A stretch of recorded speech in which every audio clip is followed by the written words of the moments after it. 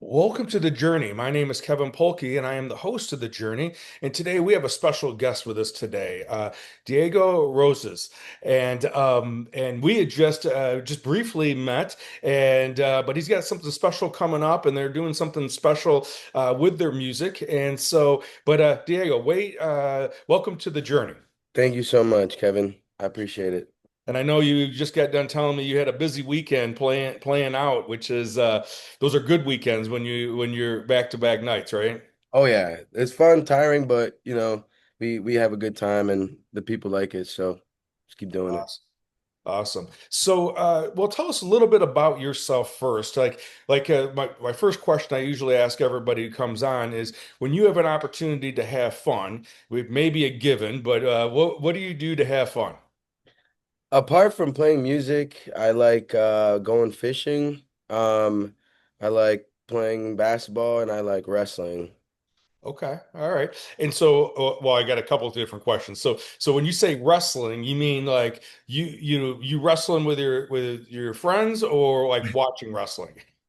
Uh, I go like to open mats still. I used to wrestle in high school and college, Okay. so just to keep myself in shape, because as like a front man of a band, you need the lung power to be able to last the shows. So that's why I like to do anything active, which I've always had a passion for wrestling, and just keeping my body like in shape and I really like self-defense. So it's not like the wrestling that you see like WWE. It's like Yeah. like freestyle Greco-Roman folk style wrestling that you see in the Olympics. Nice. Okay. And so you wrestled in high school. Where'd you go to high school? I went to Durant High School. Durant. Okay. Nice. And then did you grow up in the club leagues and wrestle for the IWKF?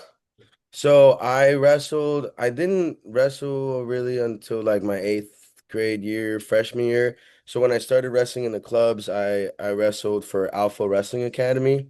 They had a club up on Airport Drive by UPS. And so I wrestled for that club during the off season. And then I wrestled for my school, and then I wrestled for Team Illinois one year, and then I wrestled for UW Oshkosh.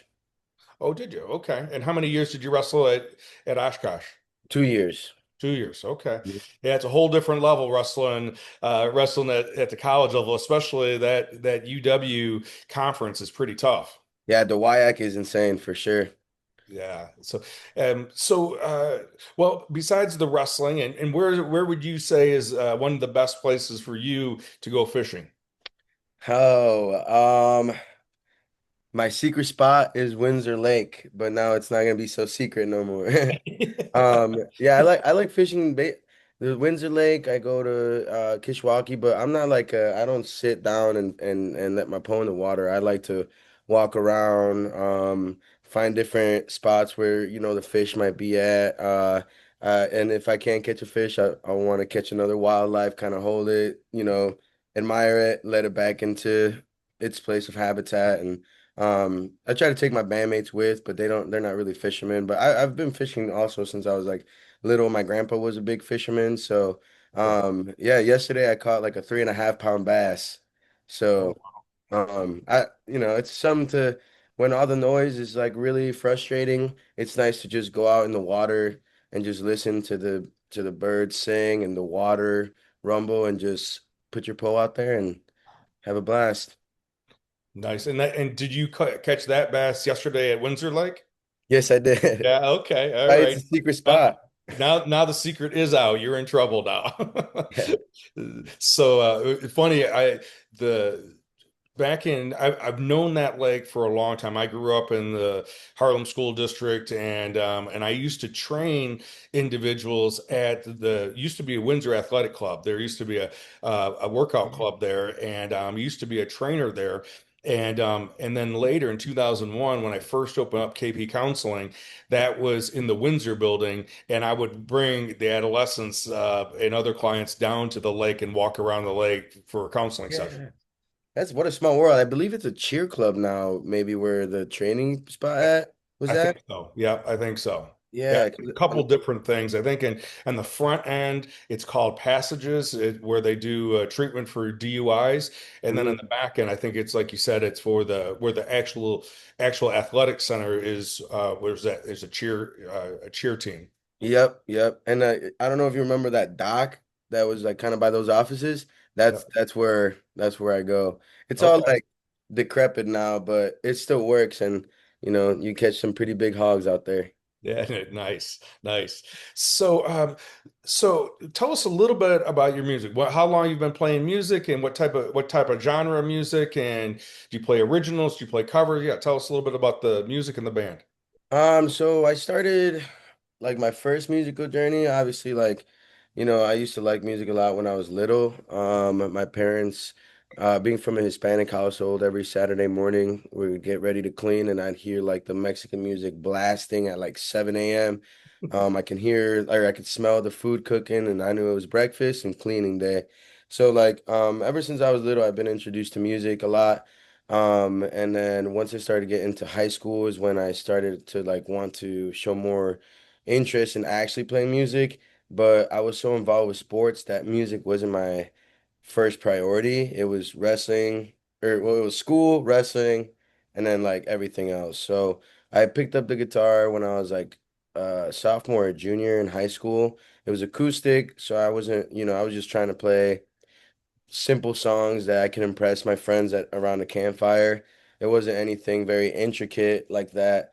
And then when I went to college is when I started realizing like going to like different shows of like the music scene up in Oshkosh, and I really thought it was cool to see people like solo on the guitar. And one of my favorite guitarists is Brian May from Queen. And when I was younger, my dad bought me it was a pirated version, but of Queen at Wembley Stadium, like one of their most famous concerts ever. And I just really thought it was so cool how Brian May had that crazy hair and like he looked super calm with the guitar that he was playing and just like dogging it. And I told my dad, I was like, one day I'm a solo like him. And so my dad, my parents didn't really think anything of it at first because my parents' priority was for me to finish school and everything. So, but once I had to drop out of college after my second year, and so when I came back, I really wanted to just get into music more. So I bought myself an electric guitar at a pawn shop and took it home, made some noise with it. And then eventually, like, I switched out my bed in my bedroom when I still lived with my parents, switched it out for a futon so I could put in a drum set and a piano in there.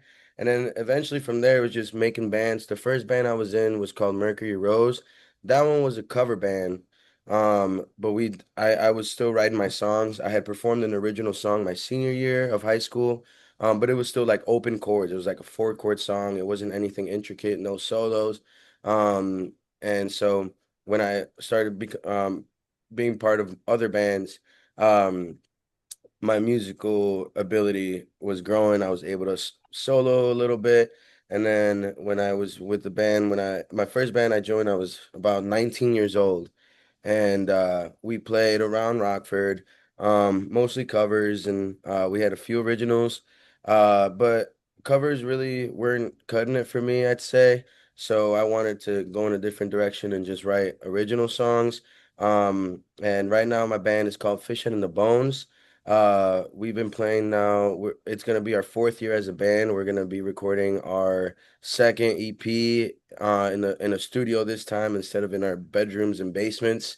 So this is an original band. We'll do covers if the crowd is feeling the cover or whatever, but mostly it's original and I would say our genre um it's between like a mixture of like a jam band, but like a punk rock band mixed together.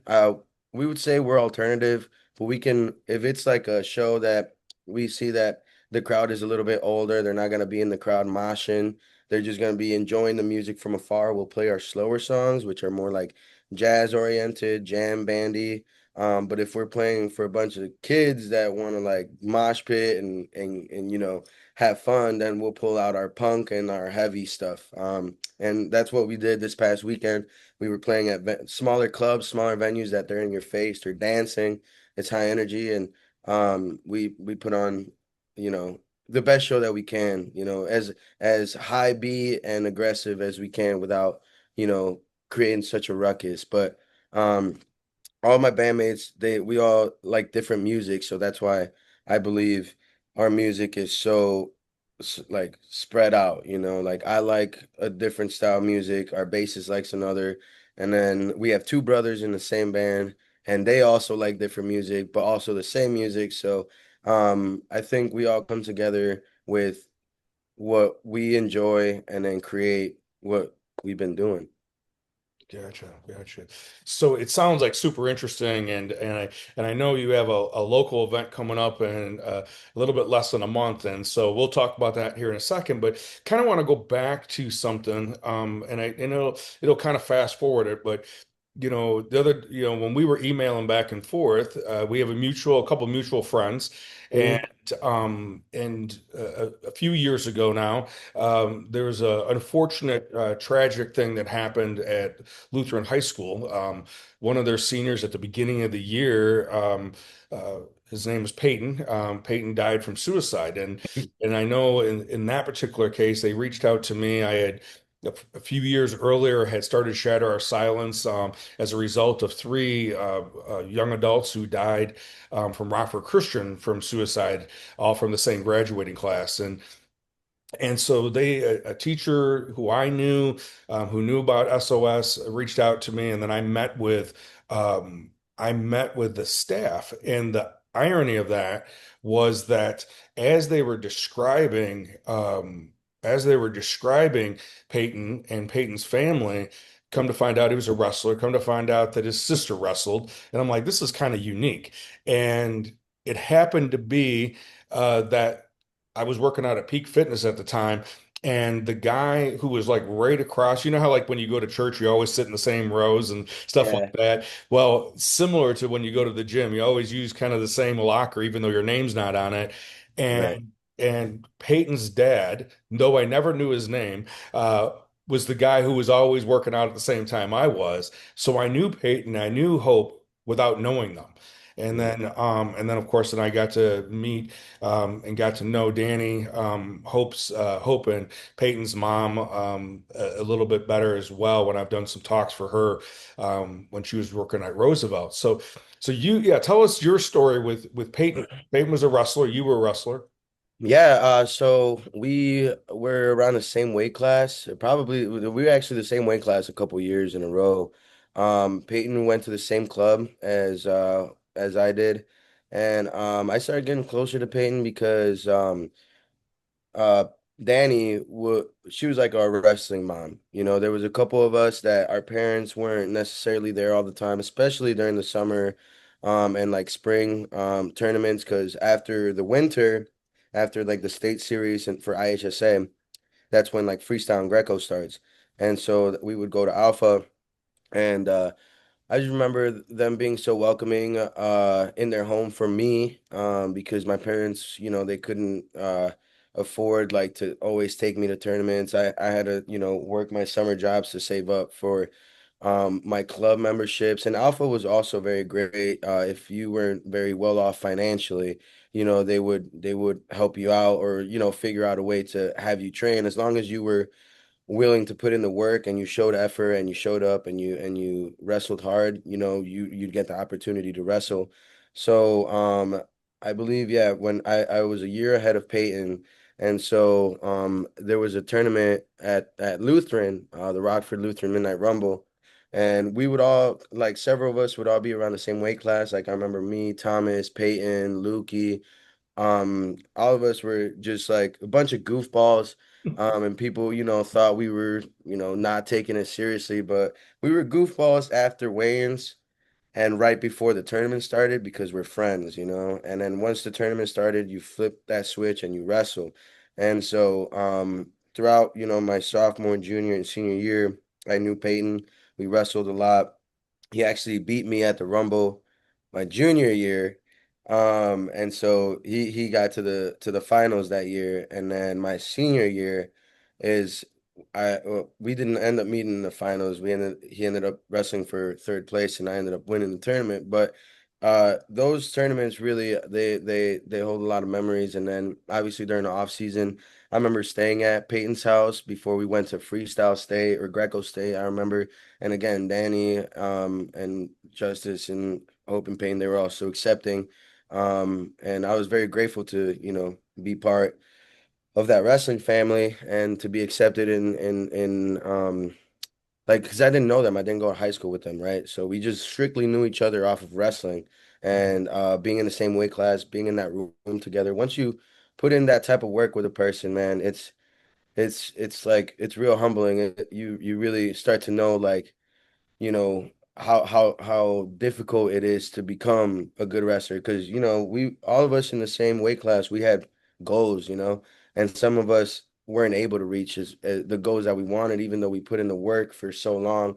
But that's just sometimes how it goes, and I remember um before I went off to college, when I got the news of him passing, and it was one of my one of our wrestling brothers that called me, and it was definitely something that I'll I still don't forget. I still remember the phone call. And I believe this year is the 10-year anniversary of his passing. So just remembering all those times that we wrestled and we're being goofballs together. That's the memories I have of Peyton and all the work we did, all the fun times we had. And a lot of times after he died, a lot of us, we had him in our mind, because he had goals, we have goals, and like, our brother did not make it to reach his other goals, but we had the ability and the health to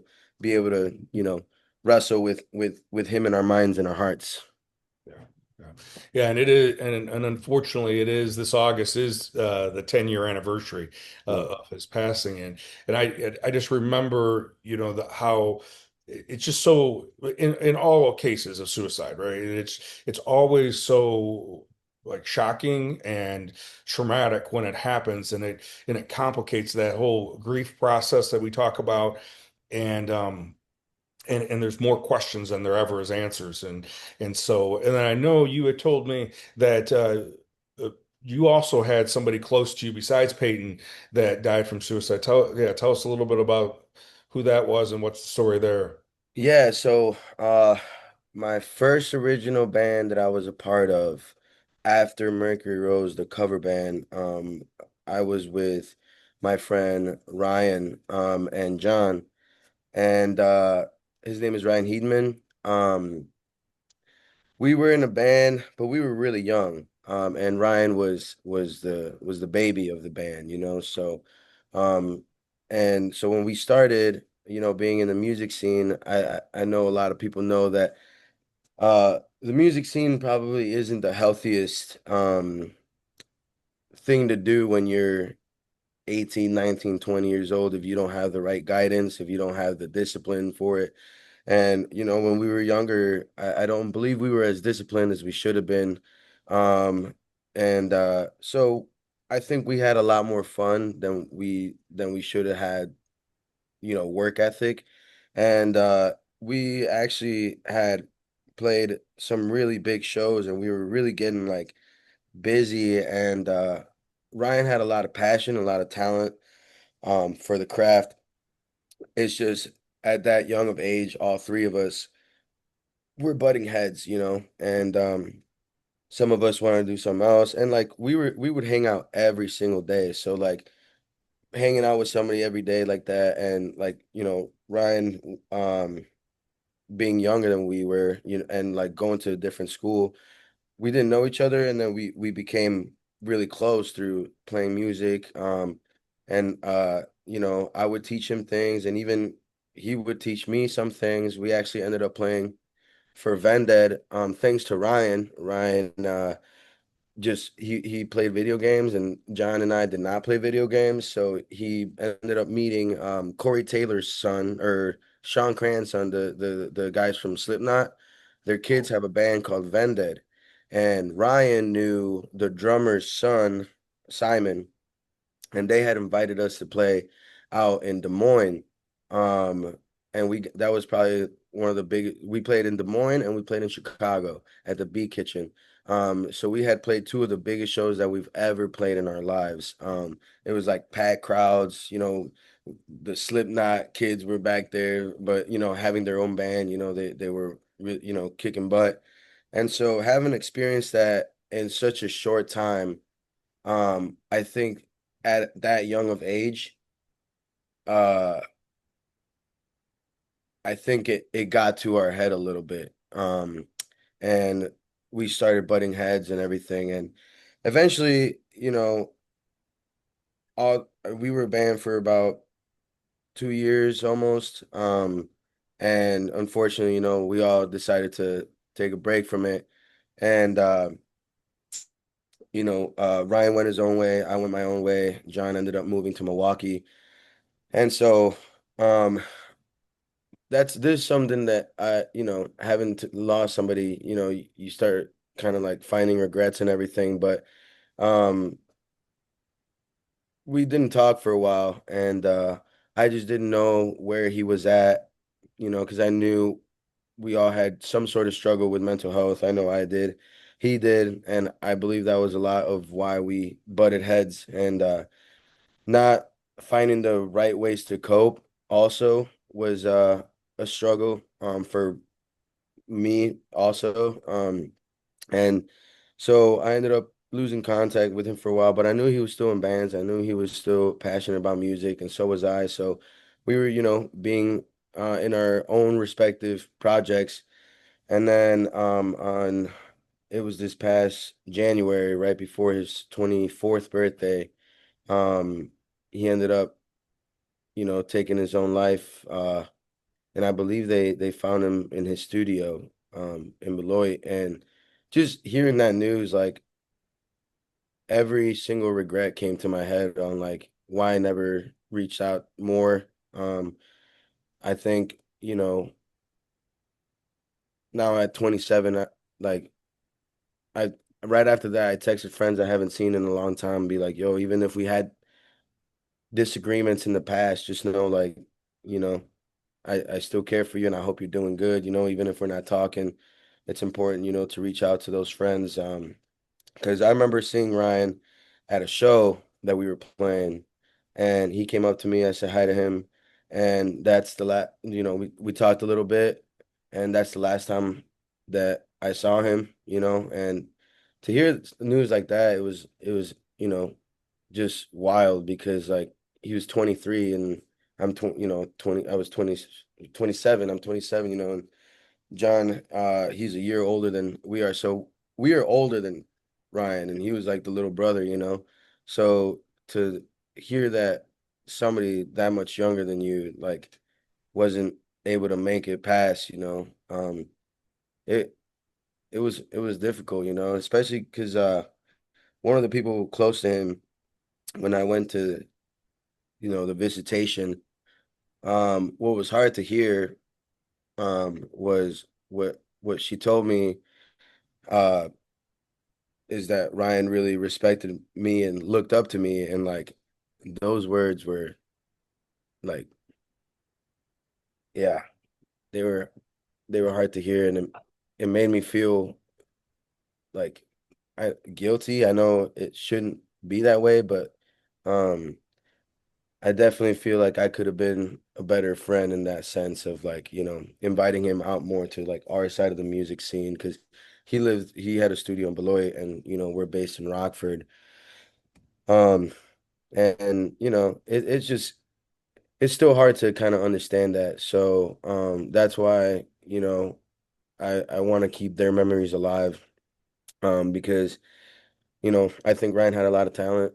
I think Peyton would have been a great person too, and now at 27 to see them not here, like they could have been doing something. Ryan could have been touring with a band by now too, Peyton could have been, a doctor. He was a really smart kid. Like Peyton was super smart, and then, Ryan had the passion for music. He had the energy, like he had that like stage presence that, he was cool and goofy off a stage, and then you hit the stage and he's like this aggressive monster, and like to see somebody do that, and then not have the ability to do it again, it it's definitely hard a little bit just to kind of understand even my own feelings on how to continue my own projects without feeling, guilty.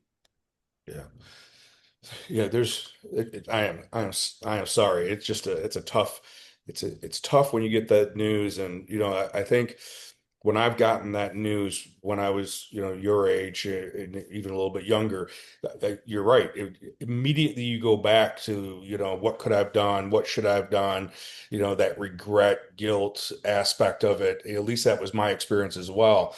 And, and I think, part of it, right? That's why, I was talking about the Shatter Our Silence as part of what we try to do is we know that it is not going to bring anybody back, but maybe if it can help one person, so we don't have to go to another funeral, Yeah. then for us it's awareness, it's education, and then it's also kind of like what we're talking about right now in investing in identifying investing in young adults who had their own struggles, who are now trying to be a light for others in the darkness.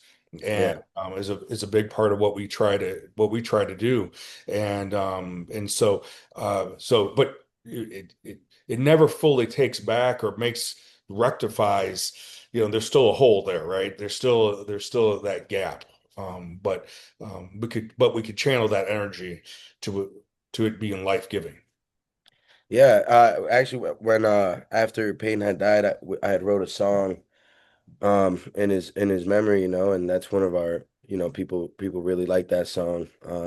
And that's why I love making music. It's a great way to let those emotions paint a picture. Yeah, yeah, absolutely. So you have let's kind of transcend into that because you have an event coming up on July 11th, Saturday the 11th at the Vault. And Mhm. so yeah, tell us a little bit about that. What's the goal and what's the intent of that evening besides playing music? So my intent for this obviously is to spread awareness on and you know educate people on suicide prevention, or just this topic, which is hard for people to talk about. I know it's an uncomfortable topic to talk about, but I believe it's very important. And after having lost another person like that, I just thought, there's always something that you can do, and I might not have, you know so much money to donate to, these organizations, but what we can do is organize a show, have bands that are willing to not get paid, and all that money is going to go to Shatter Our Silence, and another org that Danny sent me to, as well, uh, because I I just collectively with our band, we want to do things that mean something, right? And every year for my birthday is July 3rd, I would do a show. And like this year on my birthday, I would like a show to happen that we could spread awareness about this, and if we could raise money, I would like to raise up to $1,000 to donate to both orgs. If we can do 500 for one, 500 for the other, or even if we could raise more. This past weekend we did an event to raise money for our community and our diaper drive in Rockford, and we were able to raise almost $700. And this is just all by music. All we're doing is just setting up instruments. It was a free show then, but this show is going to be $10 ticket. You're going to be able to come in and see some wonderful bands. We got the Wretched Refuse, they're caveman core band from Rockford and Woodstock.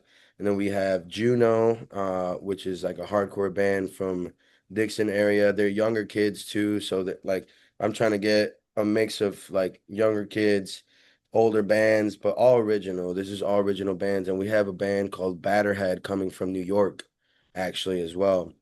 And then obviously, we're gonna have our set as well. We're gonna have a couple items to raffle out for a silent auction for the money to also go to the cause.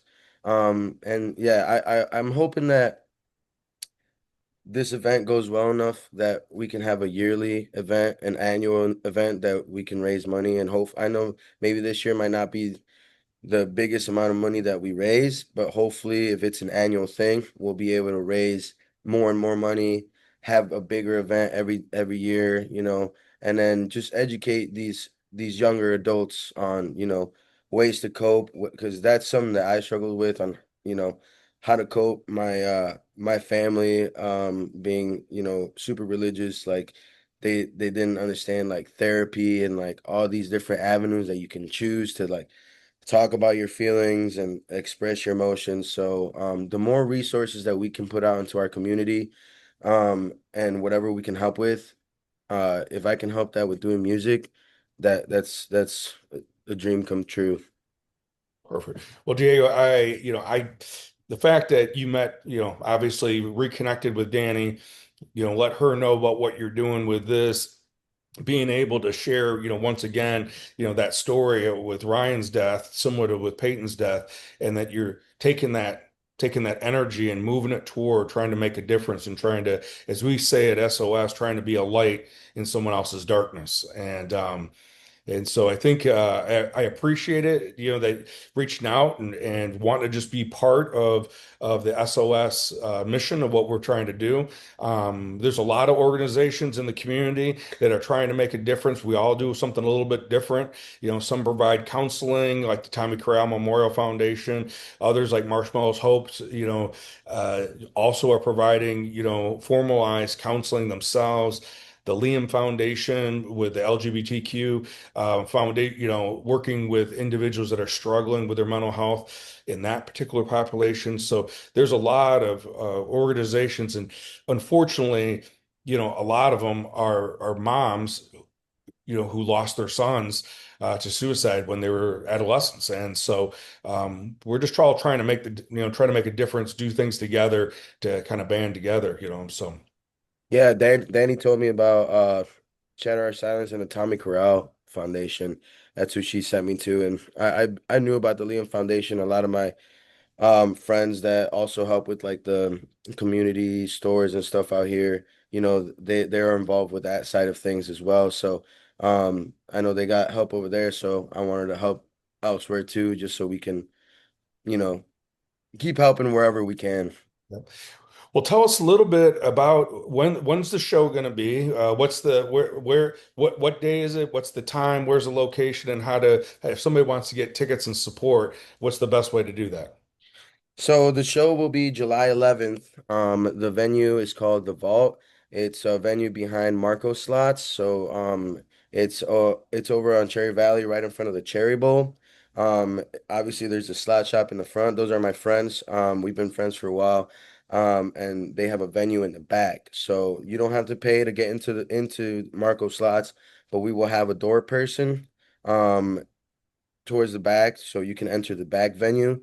You'll get a wristband, $10 or all everything is gonna go to the donation. So and if you want to donate more, we'll have a little bin that you can donate more money. Or if you want to find more ways to help, hopefully we'll have more like pamphlets and information to give out. Um the doors will open at 6. Music will start at 7:30. And we'll do the silent auction right before the last band, which is gonna be us. And yeah, I mean it's I'm still working on I'm hoping it'll be all ages. I'm working on some restriction stuff, but if anything it'll be 18 and up. But like I said, if we can do this annually, I'm hoping that eventually it'll be all ages or maybe we can even do a festival, and it's like a whole day event. But being like the only person that not I'm not the only person that organizes this, but like just not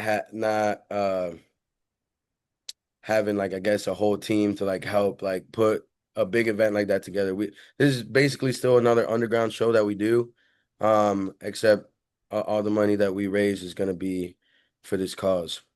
Awesome.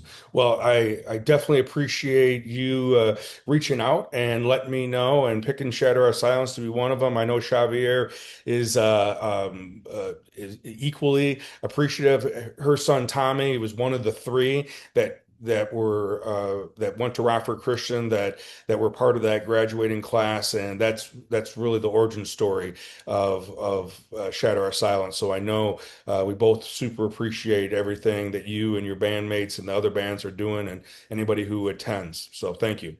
Yeah, I'll have the flyer posted today on our band page, Fish Head and the Bones. I know the other bands have it. But thank you guys for your support and helping us, get the word out there. And like I said, hopefully every year it keeps getting bigger and, keep the memories of those people alive that, you know, are not here with us today. Absolutely.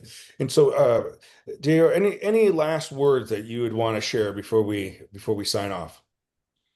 Um, First of all, thank you, Kevin, for having me on here, and helping support what we're gonna do. Um, Obviously for anybody listening, I hope you come enjoy a show at all the bands that are gonna perform. They're very excited for this.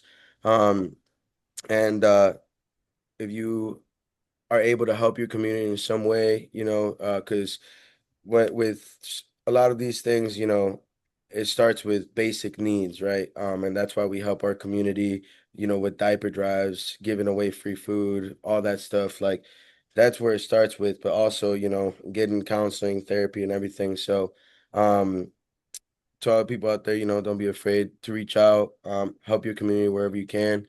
And thank you to everybody that supports us. And I hope to see a lot of people there so we can raise at least the goal is $1,000.